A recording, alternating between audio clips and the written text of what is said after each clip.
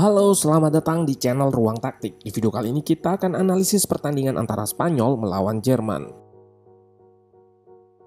Pertandingan yang bakal tercatat dalam sejarah karena Jerman kebobolan 6 gol tanpa balas. Kebobolan paling banyak yang diderita Neuer. Kita akan bahas apa saja yang bikin Jerman kesulitan di pertandingan ini, sekaligus bagaimana Spanyol menciptakan dan mencetak banyak gol. Penasaran dengan jalannya pertandingan? Let's go, kita bahas sama-sama.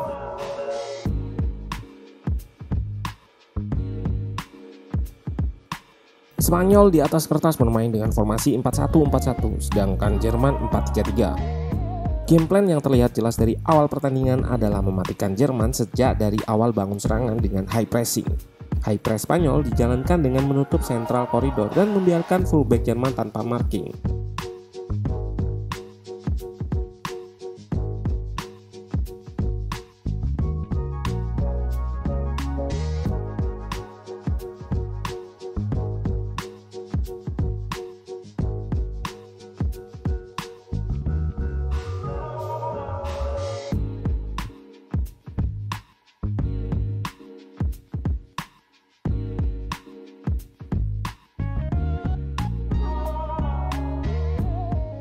Triggernya adalah saat bola diarahkan ke fullback, maka agresif press akan diberikan oleh fullback Spanyol dengan keadaan tanpa opsi ke tengah.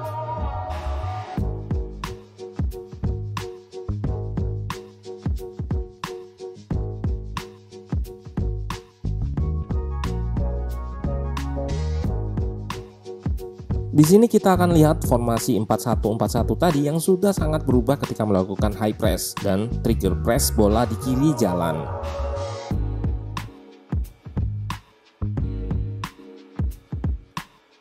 Bahkan kita lihat Ramos jauh melakukan press ke Werner yang turun hingga ke belakang. Werner pun kesulitan karena opsi passing ke tengah nggak ada. Ditambah lini depan Jerman yang nggak dihuni pemain berpostur tinggi untuk bypass pressing ini. Inilah yang membuat pendekatan high press Spanyol di awal babak ini sangat tepat. Salah satu pemain yang jadi sorotan dalam merecycle situasi bertahan dan menyerang dengan baik adalah Rodrygo. Total 107 umpan atau terbanyak kedua di pertandingan ini dan mencatatkan 96% akurasi sukses. Ia juga jadi kunci mengalirkan bola dari back ke tengah.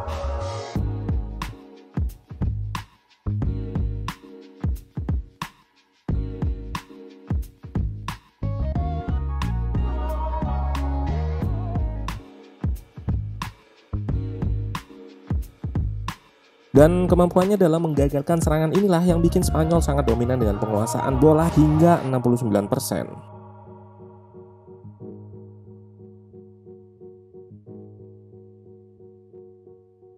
Dan taktik Spanyol setelah unggul 1-0 lewat corner adalah switch posisi antara Koke dan Ruiz.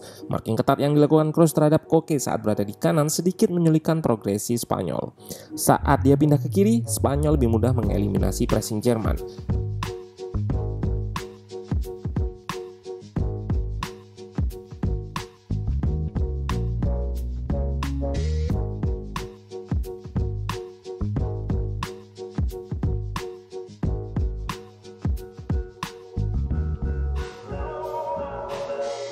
Dan awal terjadinya gol kedua dari Koke yang bergerak melebar ke sayap.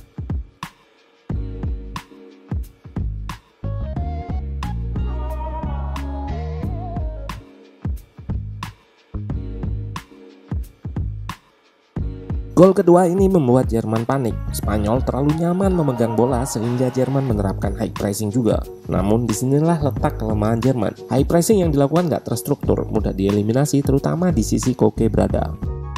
Ide dari high press Jerman adalah mendorong salah satu gelandangnya, di klip ini Goretzka, lebih ke depan. Hal ini dilakukan untuk memberikan tekanan ke bek Spanyol agar lebih cepat melepas bola. Lalu satu gelandang lagi bertugas untuk mematikan Rodri, di klip ini Gundogan. Namun Enrique membaca taktik ini dengan baik dengan melakukan pertukaran posisi tadi. Koke akan memposisikan diri di belakang Gundogan yang marking Rodri, sehingga dia kerap lolos. Ini yang mengakibatkan Sule yang berposisi bek tengah sampai naik untuk melakukan press ke Koke.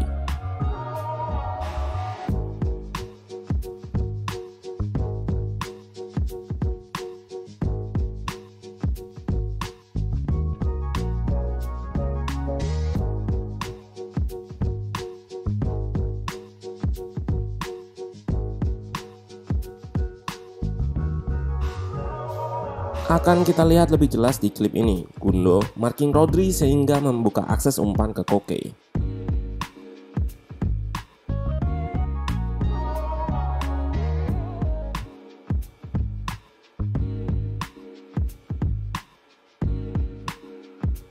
Pemosisian Koke ini sudah berada di lini tengah alias tinggal berhadapan dengan bek.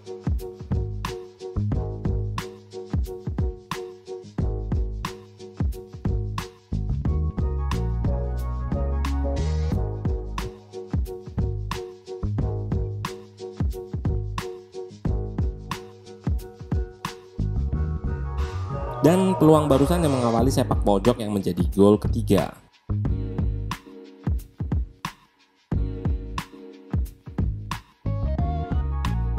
Ketidakmampuan mengeliminasi pres Spanyol ditambah mengejar margin 3 gol bikin tugas Jerman makin berat. Ditambah Spanyol di babak kedua masih menerapkan high press yang sulit dieliminasi.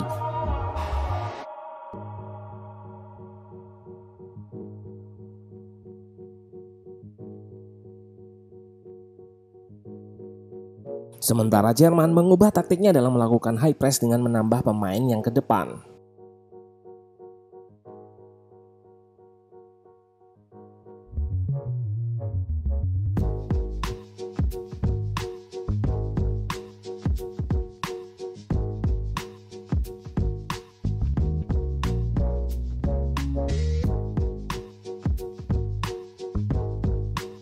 Kita lihat Jerman masih struggle dalam build up.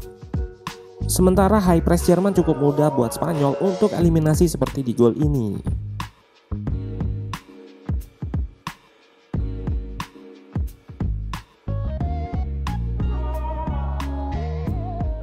Spanyol begitu nyaman memegang bola dan sangat mudah mengeliminasi pressing terutama lewat sayap karena outlet di tengah yaitu Koke di marking ketat. Contohnya di gol keempat dan kelima ini.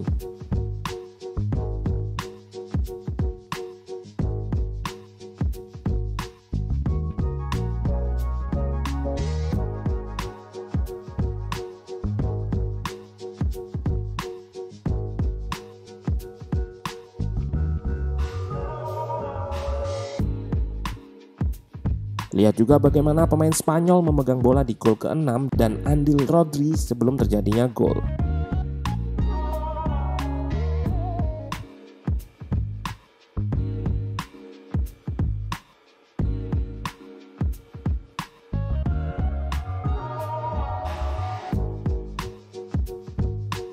Tentunya ini adalah catatan buruk bagi sejarah sepak bola Jerman. Meski ada respon taktik dari Low, tapi Enrique juga merespon dengan sangat baik juga. Terutama di babak pertama lewat pertukaran posisi Koke dan bypass di babak kedua karena Koke di marking code. Salut untuk kedua manajer yang meski secara margin mencolok namun kualitas adu taktik di game ini cukup baik.